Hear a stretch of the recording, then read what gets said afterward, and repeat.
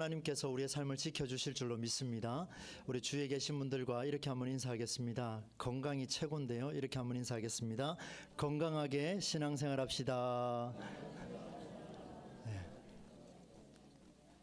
네, 건강하게 신앙생활 하셔서 하나님께 영광 돌리는 우리의 삶이 되기를 주의 이름으로 축원합니다. 네, 오늘 말씀은 재물이 많은 부자 관리에 대해서 한번 말씀을 나누려고 합니다. 사실 이 말씀은 2023년이죠. 작년 연말에 11월 달에 제가 오후 찬양 예배 때 한번 말씀을 나눈 적이 있었습니다. 그때 이런 내용을 다루었습니다. 부자 관리한테 예수님께서 지금까지 네가 해보지 않았던 거, 재산을 다 축적했지만 네가 해보지 않았던 거 그거 하나 이제 한번 시도해보면 어떻겠느냐, 그런 메시지를 작년에 연말에 한번 나누었습니다. 오늘은 그것과는 조금 다른 관점에서 한번 살펴볼 텐데요. 여러분 집중해서 한번 말씀을 한번 들어보시면 좋을 것 같습니다. 여기에 나오는 부자 관리라는 이 사람은요, 두 가지의 사회적 요건을 갖추고 있었습니다. 첫 번째는 부자입니다. 사람들에게 부러워할 만큼의 엄청난 재산을 소유한 사람이었습니다. 그리고 두 번째는 관리였습니다. 정치인이었죠.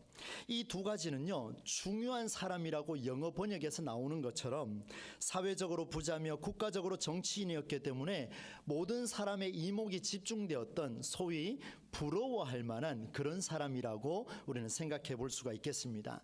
저는 오늘 말씀을 나누면서 이 사람에 대해서 부자 관리 이렇게 통칭해서 여러분에게 말씀을 선포하도록 하겠습니다. 이 사람이 예수님께 질문을 합니다. 오늘 18절 말씀인데요. 어떤 관리가 물어 이르되 선한 선생님이여 내가 무엇을 하여야 영생을 얻을 수 있습니까? 이렇게 물었습니다. 선한 선생님이여, 선생님 제가 지금 무엇을 해야 영생을 얻을 수 있습니까? 라고 이렇게 묻는 걸 보니까 남부럽지 않을 만큼 재산도 갖고 있고 권력도 갖고 있고 명예도 갖고 있던 사람이 영생에 대해서 그죠? 영원한 생명에 대해서 이야기를 하는 거 보니 참 그 질문이 기특하고 칭찬할 만합니다. 더욱이 다른 신을 찾아간 것도 아니고 사람을 찾아간 것도 아니고 영생의 주인이신 예수님을 찾아가서 이런 이야기를 했다라는 것은 그에게 정말 칭찬할 수 있는 그런 대목이라 할 수가 있겠습니다. 그런데 여러분, 이 물음에 예수님께서 대답하시는 걸 잘 보셔야 됩니다. 영생을 어떻게 하면 얻을 수 있습니까? 무엇을 하여야 영생을 얻을 수 있습니까? 라고 질문을 했는데 예수님께서는 영생은 이런 것이다, 영생을 얻으려면 이렇게 살아야 하느니라 답변하지 않으시고 뭐라고 답변하시냐면 19절 말씀에 이렇게 답변을 하고 있습니다. 예수께서 이르시되 네가 어찌하여 나를 선하다 일컫느냐, 그리고 하나님 한 분 외에는 선한 이가 없느니라, 이렇게 말씀하셨습니다. 영생이 무엇입니까? 어떻게 하면 영생을 얻을 수 있습니까? 갈급해 죽겠는데요. 그 질문에 답을 하시는 게 네가 나를 왜 선하다고 말하느냐, 이 이야기를 하신 겁니다. 정말 묻는 말에 예수님이 정확하게 대답하지 않으시고 다른 이야기로 지적하신 모습이 있습니다. 사랑하는 성도 여러분, 오늘 예수님께서 그가 선하다라고 한 말을 지적하신 이유가 무엇인지를 오늘 초점을 두어야 할 것 같습니다. 선하다는 말을 들었을 때 기분이 나빴을까? 조심스럽게 생각해 봤습니다만은 저는 이런 이야기 들으면 굉장히 기분이 좋을 것 같은데, 착한 선생님, 선한 선생님, 존경하는 누구 이렇게 이야기하면 기분이 좋을 것 같은데요. 예수님 기분이 살짝 나빴던 것 같습니다. 왜냐하면 예수님께서 그에게 분명한 문제가 있다라는 것을 지금 짚고 계십니다. 그 이야기가 부자 관리의 말을 들어보면 알 수 있습니다. 여러분, 부자 관리가 무슨 생각으로 이런 말을 했는지를 알 수 있습니다.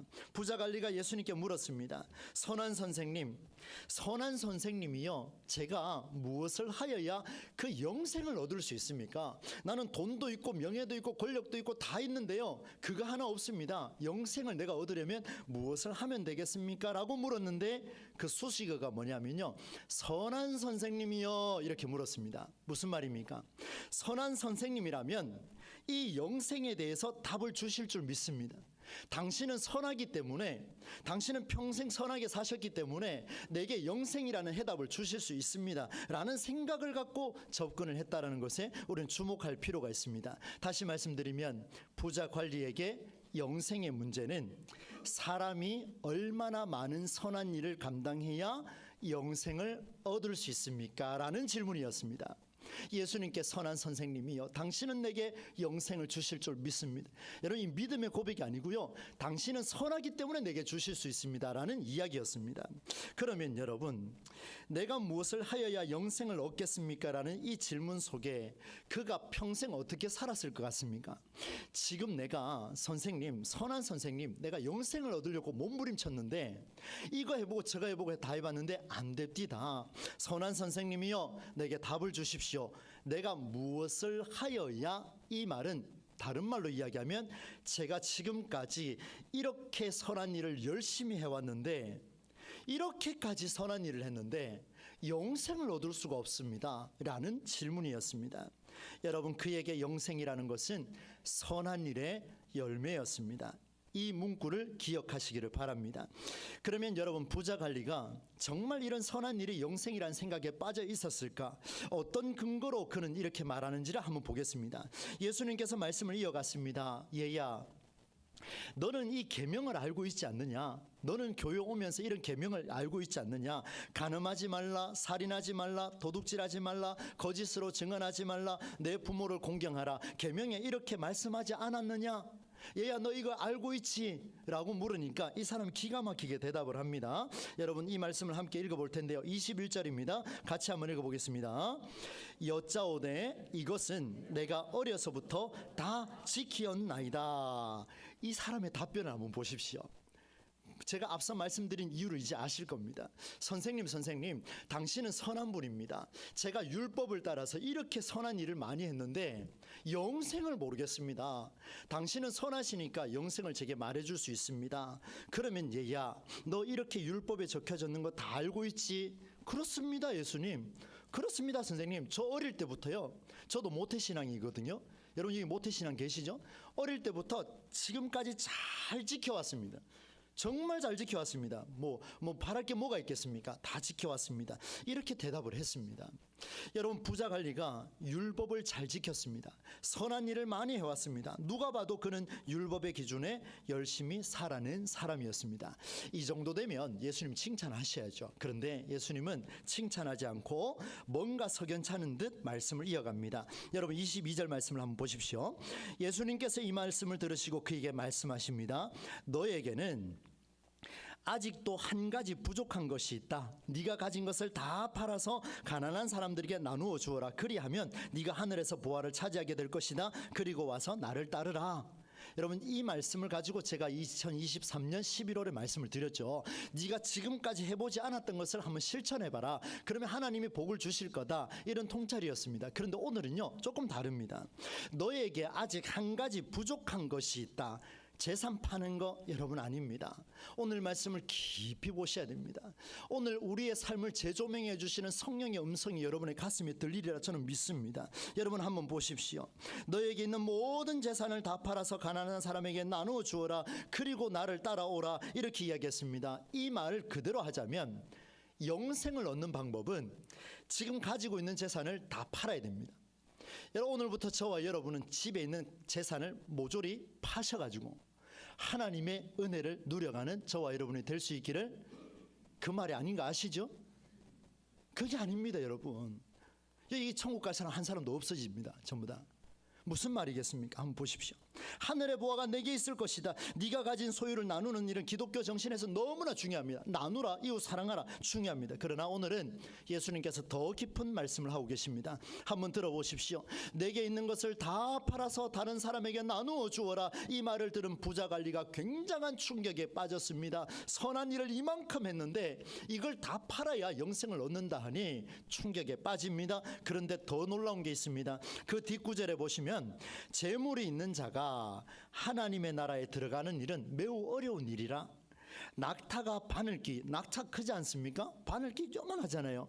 거기에 들어가는 것이 부자가 하늘나라에 들어가는 것보다 어렵다, 쉽다? 쉽다. 여러분, 여기서 우리 하늘나라 갈 사람이 얼마나 되겠습니까? 여러분, 우리 한번 집중해서 한번 봅시다. 이렇게 말씀하셨어요. 그런데 이 말을요, 주변에 있는 제자들이 다 들었습니다. 무리들이 들었습니다. 이 사람들도 충격에 빠집니다. 여러분, 듣는 자들의 말인데요, 성경 9절에 26절에 나와 있습니다. 이 말씀을 같이 한번 읽어보겠습니다. 시작. 듣는 자들이 이르되 그런즉 누가 구원을 얻을 수 있나이까? 이들이요, 마음속에 지금 뭐가 있는지 지금 다 들통났습니다. 한번 보십시오. 그러면 예수님, 그러면 선생님이요, 누가 도대체 구원을 얻을 수 있단 말입니까? 이렇게 열심히 살고 율법에 따라 살고 모든 사람에게 존경받고 재물도 쌓여있고 정치인이 되었고 권력을 가진 자고 명예가 있는 자고 모든 사람이 칭송하는 저 부자 관리도 천국에 못 간다면, 영생에 못 간다면 도대체 누가 천국에 갈 수 있습니까? 영생을 얻을 수 있습니까? 구원받을 수 있습니까? 라고 이 사람들이 지금 비꼬면서 예수님께 물었습니다. 여러분, 이 사람들도 부자 관리와 마찬가지로 영생은 곧 선하게 사는 것이라는 이 콜이 돼버렸습니다. 부자 관리도 열심히 사는데 선하게 사는 것이 곧 영생을 얻는 길이라 그렇게 생각했습니다. 주변에 듣는 사람도 이렇게 생각했습니다. 그러니 이 사람들이 그들도 부자와 정치인을 얼마나 부러워했는지, 여러분, 우리 신앙생활 하면서 신앙생활 잘해서 부자가 된 사람 부러워하지 않습니까? 부러워하는 사람 없습니까? 많이 부러워할 겁니다. 정치력 가진 사람 부러워하지 않습니까? 거의 대부분이 그럴 겁니다. 저도 그렇거든요. 그런데 여러분, 오늘 말씀은 우리의 전곡을 찌릅니다. 많은 사람들이 그런 걸 가지고 신앙의 결과라고 믿었던 부자 관리와 옆에 있던 사람들까지 그때 예수님은 이렇게 답변하십니다. 여러분, 27절 말씀이 이렇게 기록되어 있습니다. 이르시되 무릇 사람이 할 수 없는 것을 하나님은 어떻게 하신다고요? 하실 수 있느니라. 이렇게 말했습니다. 지금 계속 예수님과 부자 관리의 대화가요, 계속 삐걱삐걱 하고 있습니다. 소통이 잘 안 되고 있습니다. 이쪽은 계속해서 영생을 이야기하는데 예수님은 다른 걸 이야기하는 것처럼 보입니다. 그러나 동일하게 두 쪽 다 영생을 말하고 있습니다. 여러분, 영생의 문제, 구원의 문제는 사람이 할 수 있는 차원이 아니라 오직 구원을 이루시는 하나님만의 고유 영역인 줄로 믿습니다. 우리의 수고와 헌신으로 구원받는 게 아니라 우리의 약간의 봉사와 약간의 헌신과 약간의 헌금과 약간의 투자와 약간의 섬김을 통해서 우리가 구원받는 게 아니라, 그것이 구원이 아니라 하나님께서 우리에게 허락하셔야만 구원의 역사가 일어나게 될 줄로 믿습니다. 여러분, 열심히 섬긴다고 인생이 바뀌냐고요? 그렇지 않습니다. 한번 보세요. 만일 부자 관리와 예수님의 대화를 듣는 그들이 율법을 제대로 알았다면, 오늘 우리 시대의 율법이, 성경이, 말씀이 재해석되는 것을 정확하게 하나님의 뜻을 우리가 간파할 수만 있다면 재물을 나누는 일이 영생을 얻는 길이라고 누가 말하겠습니까? 누가 말하겠습니까? 여러분, 예수 믿으면 병이 고침받습니다. 예수 믿으면 부자가 됩니다. 예수 믿으면 대통령이 될 수 있습니다. 예수 믿으면 뭔가 될 수 있습니다. 사랑하는 아들아, 내 딸아, 너는 예수 믿어야 하느니라. 여러분, 이렇게 말하면은요, 오늘 부자 관리하고 똑같습니다. 주변에 듣고 있는 제자들하고 똑같습니다. 사랑하는 성도 여러분, 영생의 문제, 구원에 들어가는 일은요, 봉사의 정도, 헌신의 정도, 선한 일을 얼마나 많이 하는 정도로 그렇게 이루어지는 게 아닙니다. 기독교는요, 다른 종교하고 다릅니다. 다른 종교는 끊임없이 헌신하고 노력하면은 복을 받는다라고 이야기하지만 그게 기복신앙이죠. 그러나 기독교는 기복신앙이 아니라 하나님이 주시는 은혜가 있었기 때문에 내가 섬기고, 하나님이 주시는 은혜가 있었기 때문에 내가 헌금하고, 하나님이 주시는 은혜가 있었기 때문에 선교하고. 할렐루야. 이게 결정적입니다. 우리가 약간의 헌금을 드리고 어느 지역에 선교하기 위해서 물질을 보냈다고 해서 하나님 내게 복을 주시는 게 아니고, 하나님이 이미 우리에게 복을 허락하셨기 때문에 그 은혜에 응답하여서 우리가 반응하는 것이, 그게 바로 은혜에 대한 응답이요, 우리의 헌신이요, 섬김이요, 선행이요, 선교요, 헌금이요, 우리가 주일에 나와서 예배하는 삶인 줄로 믿습니다. 너무 중요합니다, 여러분. 이게 사고의 패턴입니다. 전환입니다. 전환. 생각이 달라지는 겁니다. 여러분, 우주를 창조한 분이 이런 얼마의 것으로 마음이 그렇게 흔들릴 것 같습니까? 여러분, 우리는 응답할 뿐입니다. 오늘도 우리가 귀한 잔치를 열었습니다. 조금 있으면 우리가 투표를 할 건데요, 하나님이 열어주신 잔치 아닙니까? 그런데 우리가 어찌 하나님의 마음을 움직이겠다고 이름 한 글자 한 글자 써내가면서 우리의 판단을 맡기겠습니까? 할 수 있는 건 우리가 할 수 있는 게 아니고 하나님이 작정하여 이루어 가실 줄로 믿습니다. 이게 바로 하나님 능력이죠. 여러분, 구원의 역사, 영생의 역사는 오직 하나님의 은혜로만 이루어지는 것입니다. 우리가 하는 것은 반응하는 것밖에 없습니다. 그런데 여러분, 저하고 비슷한 사람이 또 본문에 또 등장합니다. 어떤 사람이냐면 베드로입니다. 여러분, 베드로가요, 용기 있게 나섰습니다. 용기 있게 나서서 예수님께 말했습니다. 이렇게 예수님 말씀하셨죠. 낙타가 바늘귀로 들어가는 것이 부자가 하늘나라에 들어가는 것보다 쉬우니라, 이렇게 말씀하셨죠. 그 말을 딱 듣는 순간 베드로가요, 나는 안 그렇지, 바로 이야기합니다. 예수님, 여러분 보세요. 28절인데요. 우리 같이 한번 읽어보겠습니다. 시작. 베드로가 여짜오되 보옵소서, 우리가 우리의 것을 다 버리고 주를 따랐나이다. 여러분, 베드로의 고백이 대단하죠, 그죠? 우리의 것을 다 버리고 주를 따랐습니다. 살짝 미소를 지어가며 예수님께 말했습니다. 예수님, 저는 다 버리고 왔습니다. 한번 보세요. 우리 제자들, 우리는 전부 다 버렸습니다. 다 버리고 난 뒤에 예수님을 따라왔습니다 라고 이렇게 이야기하니까 예수님이 칭찬하셔야 되는데 의미심장한 말씀으로 오늘 예수님께서는 29절과 30절을 이어가고 있습니다. 이 말씀도 같이 한번 읽어보겠습니다. 시작. 이르시되 내가 진실로 너희에게 이르노니 하나님의 나라를 위하여 집이나 아내나 형제나 부모나 자녀를 버린 자는 현세의 여러 배를 받고 내세의 영생을 받지 못할 자가 없느니라 하시니라. 아멘.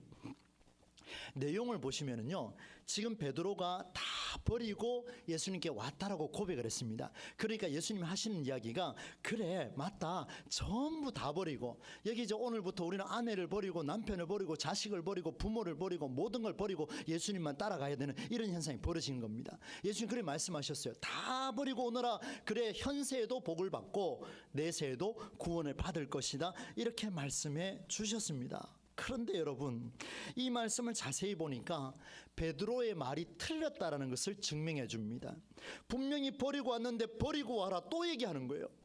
당당하게 선포했습니다. 근데 또 버리래요. 여러분, 이런 이야기입니다. 오늘 우리가 교회에 와서 신앙생활하면서, 하나님 이번 주는요 제가 이렇게 살았습니다. 이번 주는요 제가 하나님 앞에 이런 걸 가지고 왔습니다. 근데 예수님이 뭐라고 이야기하시냐면, 그런 걸 또 해라, 또 버리고 와라, 또 감당해라, 또 헌신해라, 뭐 이런 이야기를 하시는 거예요. 그러니까 얼마나 답답하겠습니까? 여러분, 오늘 말씀의 결론에 들어가게 되는데요, 이 말씀을 잘 보셔야 됩니다. 여러분, 베드로와 예수님의 제자들은 모두 다 버리고 스승의 뒤를 따랐습니다. 그런데 부자 관리에게 하신 말씀 기억나십니까? 내게 아직도 한 가지 부족한 것이 있나니, 내게 아직도 한 가지 부족한 것이 있나니, 이 내용이 그들에게도 해당이 됐습니다. 무슨 말인가 하면요, 여러분, 우리가 우리의 것을 다 버리고 주님을 따랐습니다. 여러분, 우리 전심으로 주님 앞에 고백하지 않습니까? 하나님, 이 목회를 감당하기 위해서 저 다 버렸습니다. 하나님, 다 버리고 주님을 따라왔습니다 라고 이야기하는데, 더 버려라, 버려라, 이렇게 이야기합니다. 이게 무슨 말일까요? 여러분, 이게 핵심입니다. 베드로와 제자들은 다 버렸습니다. 정말 다 버렸을까요? 정말 다 버렸을까요? 오늘 저와 여러분 신앙생활 하시면서 정말 다 버리셨습니까? 아닙니다. 베드로가 지금 말한 것은 예수님 앞에서 엄청난 실수였습니다. 무엇인가 하면, 우리가 우리의 것을 다 버리고 주님을 따랐습니다. 무슨 말입니까? 내가 생각한 기준으로 예수님을 따랐다는 이야기입니다. 내가 생각한 기준으로 내가 다 버리고 왔습니다. 예수님, 나는 모든 것을 버리고 주님을 따라왔습니다. 틀렸다 이놈아. 그것마저도 버려라. 네 생각을 버려라. 너의 기준을 버려라. 이것이 신앙이다, 저것이 영생이다, 이것이 구원이다, 이렇게 해야 영생을 얻을 수 있습니까? 라고 말하고 있는 그 기준 자체를 버려라, 이렇게 말씀하고 있습니다. 이게 바로 오늘 우리에게 주시는 하나님의 메시지입니다. 사랑하는 성도 여러분, 오늘 우리에게 신앙의 기준이 있습니까? 오늘 우리에게 살아온 어떤 시스템이 있습니까? 오늘 우리에게 살아온 여러분의 관점이 있습니까? 예수님께서 말씀하십니다. 그 말하는 그것부터 버리라. 네 소유를 다 버리고 와도 또다시 예수님 말씀하실 겁니다. 낙타가 바늘귀로 들어가는 것이 부자가 하늘나라에 들어가는 것보다 쉽다 이야기를 또 하실 겁니다. 사랑하는 성도 여러분, 이렇게 한번 정리를 해보려고 합니다. 부자 관리에게는요, 물질이 신앙의 기준이었습니다. 쌓아놓은 재산이 곧 영원한 삶의 출입 티켓이었습니다. 재물을 쌓아 부자가 되고 중요한 관직까지 받은 자가 선한 일을 한다는 것은 대단한 일이죠. 그러나 그렇게 사는 것은 그 일을 허락하신 하나님의 은혜에 응답하는 거기까지입니다. 저를 예를 들어 보겠습니다. 사랑하는 아들아, 네가 목회를 그렇게 열심히 하느냐? 너 열심히 쌓아왔지? 너는 거기까지다. 나머지는 내가 하는 것이다. 네가 수고한다고 해서 여기 구원의 역사가 일어나는 것이 아니라, 네가 수고한다고 해서 여기 영생이 일어나는 것이 아니라, 네가 치료의 기도를 한다고 해서 치료가 일어나는 것이 아니라, 내가 역사해야 치료가 일어나고, 내가 역사해야 구원이 일어나고, 내가 역사해야 영생이 일어날 것이다. 주의 음성이 제게 들려옵니다. 그러면 제가 할 일은 무엇입니까? 저는 말씀 연구하고 여러분과 함께하고 이 자리에서 선포하는 거기까지입니다. 사랑하는 성도 여러분, 오늘 여기에 직분자들이 많습니다. 오늘도 우리 선거를 치를 겁니다. 우리가 선거를 치르는 이유가 무엇입니까? 우리가 할 수 있는 것은 투표하는 거기까지입니다. 하나님이 이루어 가시는 일은 하나님이 작정하시고 하나님이 만들어 가실 줄로 믿습니다. 우리가 거기에 응답해야죠. 하나님이 베풀어 주신 은혜인데요. 여러분, 베드로와 제자들에게는 다 버리고 따랐다라는 그들만의 신앙 기준이 영원한 삶의 출입 티켓이었습니다. 제자들이 다 버리고 예수님을 따랐다라는 것도 하나님이 주신 은혜 거기까지입니다. 거기에 응답하라. 어떻게 해요? 네가 가진 생각을 다 버려라. 네가 가진 생각을 다 내려놓고 오늘도 말씀이 선포되면 그 말씀을 가지고 내가 살아가겠노라 결단할 수 있겠느냐? 결단하지 못한다면 너는 또다시 다 버리고 나를 쫓아왔다고 하며 그것을 영생의 수단으로 삼을 것이다. 우리 주님께서 베드로에게 강하게 말씀하시는 대목입니다. 그러면 오늘 설교 제목입니다. 주님, 그러면 무엇을 하면 됩니까? 그래서 예수님 말씀하셨죠. 내 아내를 버려라, 내 집을 버려라, 형제를 버려라, 부모를 버려라, 자녀를 버려라. 이해가 안 되시죠? 무슨 말인가 하면요, 이 모든 것이 우리의 삶에 초점이 잡혀 있습니다. 여러분, 물질을 벌어가는 이유가 무엇입니까? 오늘도 권력을 찾으려고 하는 이유가 무엇입니까? 오늘도 사업장이 확장되어야 하는 이유가 무엇입니까? 이 모든 이유들을 보니까 너의 배우자와 너의 아내와 너의 남편과 너의 부모와 너의 자녀들 때문에 네가 그렇게 수고하는 게 아니냐? 그것 때문에 신앙생활 한다면 버려라. 누구를요? 그 생각을 버리라는 거예요. 부모를 떠나라는 이야기가 아닙니다. 자녀를 버리라는 이야기가 아닙니다. 네가 가지고 있는 그 생각을 버려라. 그것 때문에 내가 일하고 있고, 그것 때문에 내가 신앙생활하고 있고, 그것 때문에 오늘도 내가 직분을 맡아야 된다고 생각한다면 그거 버려라. 이렇게 말씀하고 있습니다. 사랑하는 성도 여러분, 지난 한 주 동안 저에게도 주셨습니다. 네가 그것 때문에 목사하고 있느냐? 버려라. 네 생각을 버려라. 네 생각을 버려라. 끊임없이 주님이 저에게도 외치고 계셨습니다. 신앙의 삶에 있어서 여러분, 진짜 성공은요, 무엇을 해서 도달해야 하는 목표나 결승선이 아닙니다. 여러분, 한번 좋은 설교를 들었다고, 좋은 말씀을 들었다고 여러분 인생이 바뀐다고 생각합니까? 예, 하나님 역사하면 바뀌지요. 그러나 저는 그런 큰 기대가 없습니다. 왜냐하면요, 지난 2023년 11월 설교했던 것도 오늘 똑같이 하면 여러분 그대로 받아들이시니까요. 웃으라고 말씀드렸는데 너무 심각하게 저를 바라보시면, 여러분 보십시오. 한번 잘 들었다고 해서 인생이 바뀌겠습니까? 쉽지 않습니다. 언제든지 되돌아갈 위험을 안고 있습니다. 우리는 선행의 정도로 다 버리고 따랐다라고 그렇게 말하는 시기로 돌아갈지도 모르겠습니다. 여러분 스스로에게 질문해 보시기 바랍니다. 말씀을 맺으려 합니다. 문제가 있습니다. 오늘 우리에게 나타난 이 문제, 베드로에게 나타난 이 문제, 그리고 부자 관리에게 나타난 이 문제는 당신이 아니라 당신이 살아온 삶의 시스템의 문제입니다. 하나님은 오늘 저와 여러분을 사랑하시는 줄로 믿습니다. 여러분이 실수하고 잘못해도 끝까지 돌아오기를 기다리시면서 여러분의 생명을 책임져 주실 줄로 믿습니다. 한번 크게 고백합시다. 아멘. 이끌어 주실 겁니다. 문제는 뭐냐면요, 우리가 문제가 아니라 우리가 살아온 시스템이 문제입니다. 우리가 배워왔던 시스템의 문제입니다. 여러분 탈피하셔야 돼요. 일어나셔야 합니다. 일어나셔야 합니다. 벗어나야 합니다. 잘못된 시스템을 바꾸지 않으면 우리는 여전히 순환적인 신앙의 잘못에 빠져들 것입니다.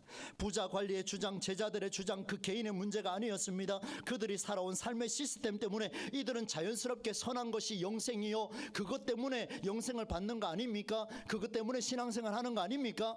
이렇게 묻고 있더라는 겁니다. 여러분, 잘못된 시스템, 우리 삶의 시스템, 사회에서 교회에서 그동안 만들어져 온 시스템이 문제가 있다는 것을 우리가 생각한다면 오늘 우리 시대에 우리가 한번 바꿔봅시다. 우리가 한번 탈피해 봅시다. 무엇으로요? 하나님이 주시는 은혜로 만들어가는 우리의 삶이 되기를 소망합니다. 여러분, 변화는요 미미할 겁니다. 정말 미미할 겁니다. 여러분, 목회하면서 제가 앞장서서 막 외치고 있으면요, 다음 주 돼서요 싹 바뀌어가지고요 막 새로워지면 좋을 것 같습니다. 울상 짓지 맙시다, 웃으며 삽시다. 다음 주에 막 화하고 이렇게 막 웃었으면 좋겠습니다. 그런 변화가 매주 일어날 수 있을까? 정말 미미합니다. 그런데요, 결과는 상상 이상입니다. 어느 정도 결과가 나온지를 보여드릴까요? 여러분, 오늘 본문과 동일한 내용을 기록한 마태와 마가복음은 두 사람은 그것을 기록하고 있습니다. 누가는 기록하지 않습니다. 이 두 사람은 기록하는데 마지막 절에 마태복음 19장 30절, 마가복음 10장 30절에 동일한 내용을 가지고 마지막에 한 구절로 선포하고 있습니다. 읽어드리겠습니다. 그러나 먼저 된 자로서 나중되고 나중된 자로서 먼저 될 자가 많으니라. 할렐루야. 보십시오, 정확하지 않습니까? 네가 가지고 있는 그 기준, 네가 살기 위해서 신앙을 하고 있는 것, 네가 살기 위해서 가지고 있는 모든 가치관들 이제 한번 내려놔봐라. 그거 바꾸지 않으면 너 먼저 신앙생활에도 나중될 것이다. 지금 그 생각을 바꾸는 어린아이가 있다면 그가 바로 먼저 된 자가 될 것이다. 여러분, 오늘 우리에게 주시는 의미심장한 하나님의 메시지입니다. 저부터 그렇게 한번 살아보겠습니다. 우리 모두가 그렇게 살아내심으로 우리 동부제일교회가 나중된 자로서 먼저 되어지는 놀라운 역사를 우리의 삶에서 경험해 나가는 저와 여러분의 삶이 되기를 우리 주 예수님의 이름으로 간절히 축원합니다. 하나님 아버지, 감사를 드립니다. 오늘 누가복음 말씀을 통하여서 우리의 신앙을 한번 점검해 보았습니다. 부자관리처럼, 제자들처럼, 옆에서 듣는 자들처럼, 베드로처럼 우리도 그렇게 살아온 것은 아닌지요? 하나님 아버지, 무엇을 하여야 영생을 얻습니까? 라고 묻는 것이 아니라 아버지 하나님 앞에 우리가 겸허하게 하나님의 은혜에 응답하여 내 삶을 살아낼 수 있는 우리 모두가 될 수 있도록, 그리하여 나중된 자로서 먼저 되는 은혜를 경험하는 우리 모두가 되게 하여 주옵소서. 예수님의 이름으로 축복하며 기도하옵나이다. 아멘. 우리 찬송가